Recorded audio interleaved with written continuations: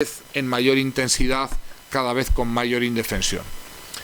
Aquí tenéis el cuadro que explica las 4 fases habituales del acoso y la violencia escolar, y son fases que se van cumpliendo inexorablemente a no ser que alguien, y hablo de la comunidad educativa, detenga el proceso en el momento que todavía, y subrayo la palabra todavía, puede ser detenido.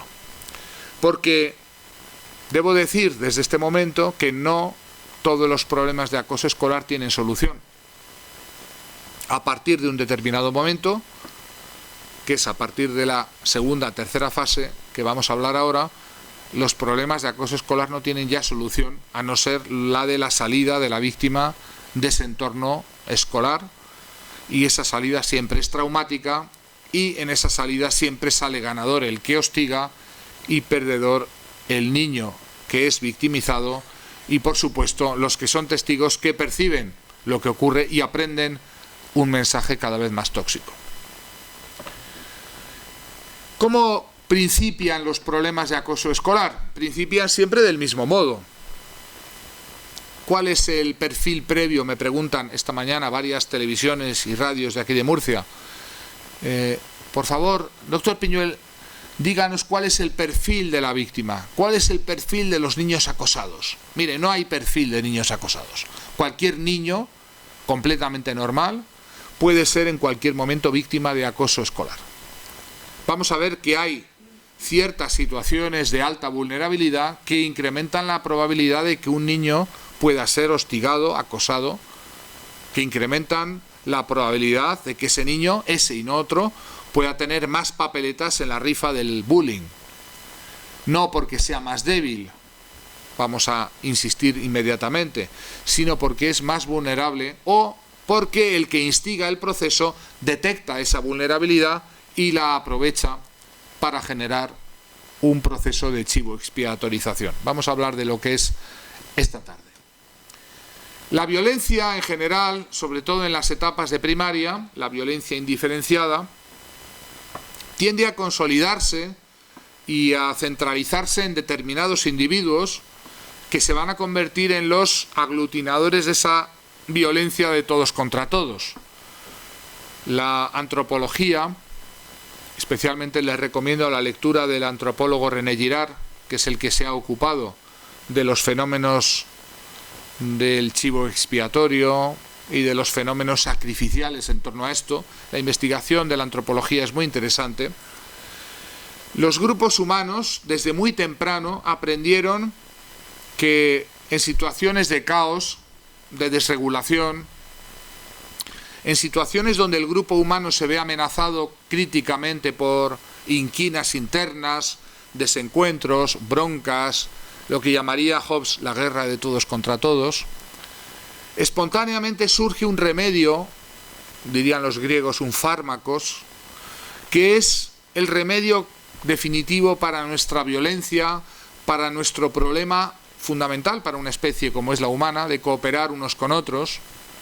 Y ese remedio, ese fármaco, es encontrar dentro, en el seno de nuestro grupo, un individuo que se convierta en el integrador de todo el grupo, lo que llaman los sociólogos el integrador negativo, o lo que llamamos los psicólogos el chivo expiatorio, alguien cuyo linchamiento nos va a reagrupar, nos va a aglutinar contra él, y por tanto que nos va a permitir volvernos a federar, a cooperar, algo que es esencial para nuestra especie, toda vez que si no cooperamos no vamos a ser capaces de sobrevivir.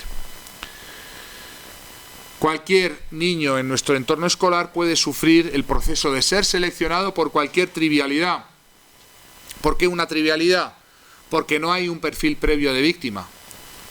Durante muchos años yo me peleé con los compañeros de la profesión que decían, algunos, que los niños acosados eran diferentes, que tenían algún defecto físico, que tenían algún aparato, que tenían algún déficit o alguna minusvalía.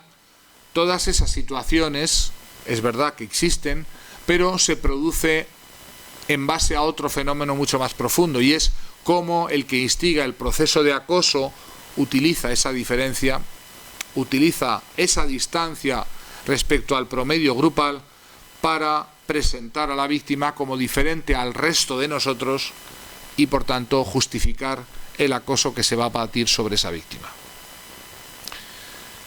El proceso por el cual un niño normal se convierte en víctima de acoso escolar es trivial y banal.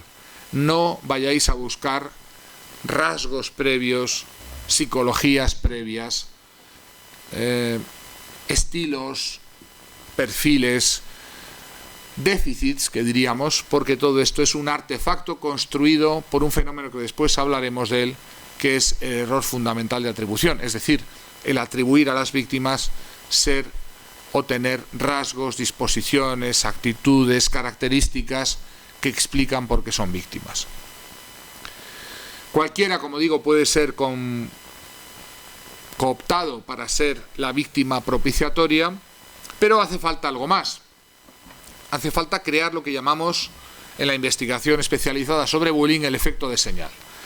El efecto de señal es como a alguien que hasta entonces era uno más del grupo es señalizado como diferente, distinto a nosotros, algo que le va a estigmatizar respecto a la comunidad del resto de alumnos, y ese estigma es el que se encarga muy mucho el instigador del proceso. Vamos a hablar después de este perfil, que sí, en el instigador sí que hay perfiles, ¿verdad?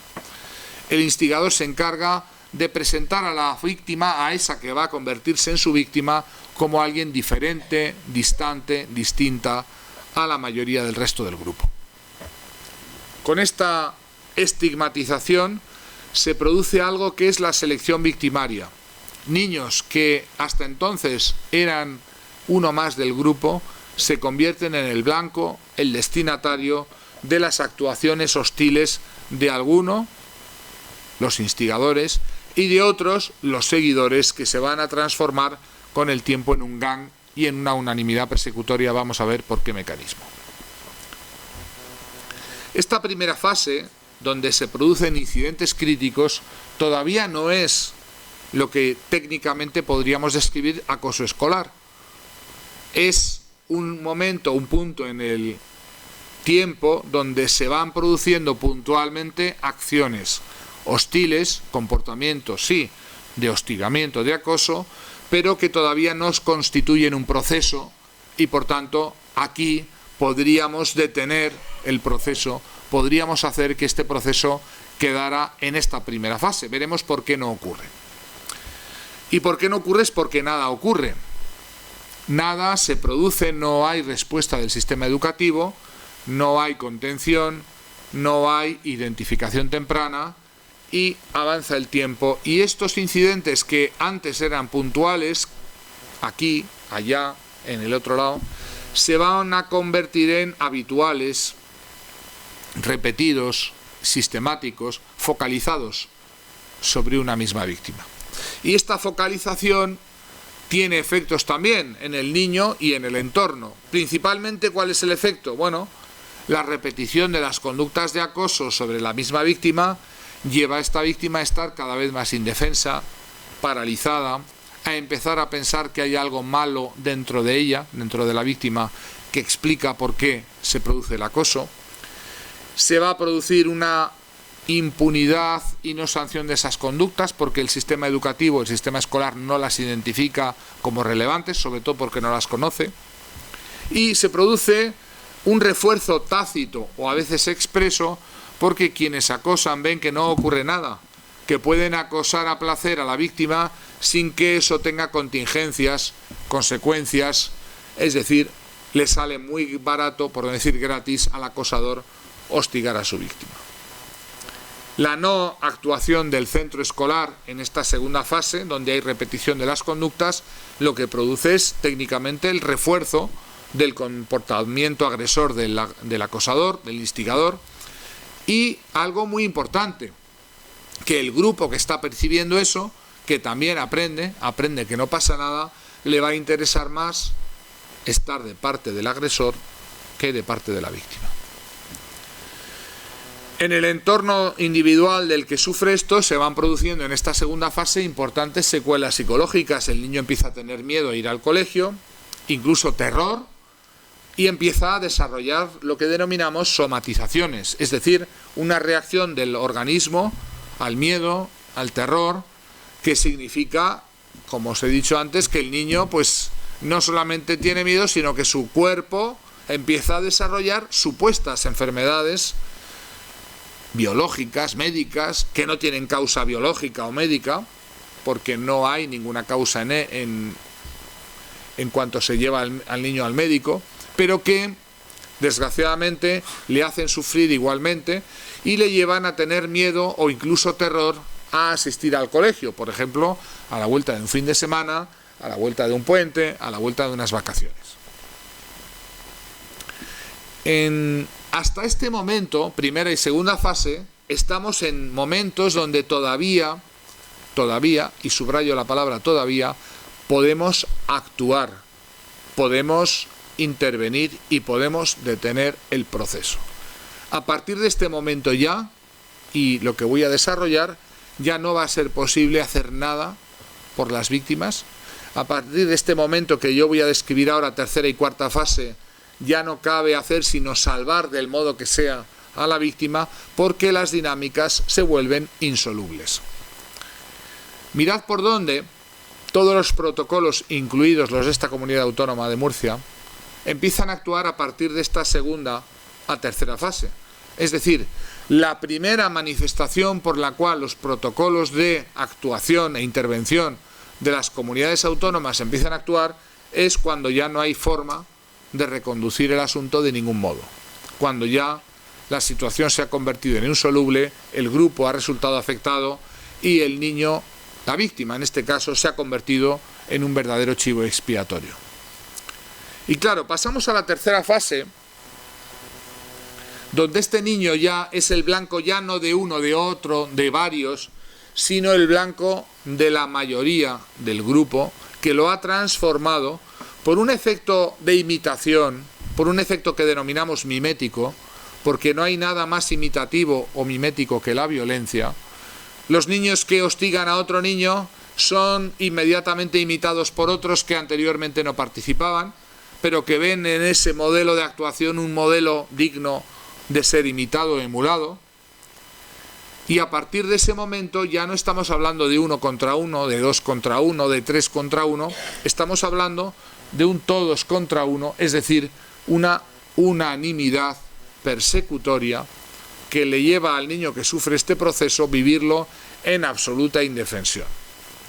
Aquellos que plantean la defensa del bullying, dando al niño herramientas de defensa personal, de lucha, karate, judo, dotarle de esas habilidades marciales, ¿verdad?, no entienden la dinámica real que hay detrás del proceso de acoso, que termina muy rápidamente siendo una unanimidad frente a la cual ningún ser humano puede reaccionar. Ningún ser humano puede enfrentar a toda una colectividad que se abate sobre él de un modo unánime. En esta tercera fase hay una extensión a los individuos que inicialmente no participaban en el gang de acoso, a otros niños que miraban pasivamente el proceso, pero que con el tiempo y la repetición de esas conductas empiezan a imitarlas y empiezan a participar también, en reírse, en burlarse de, en excluir, en arrinconar e incluso en agredir a la víctima, porque también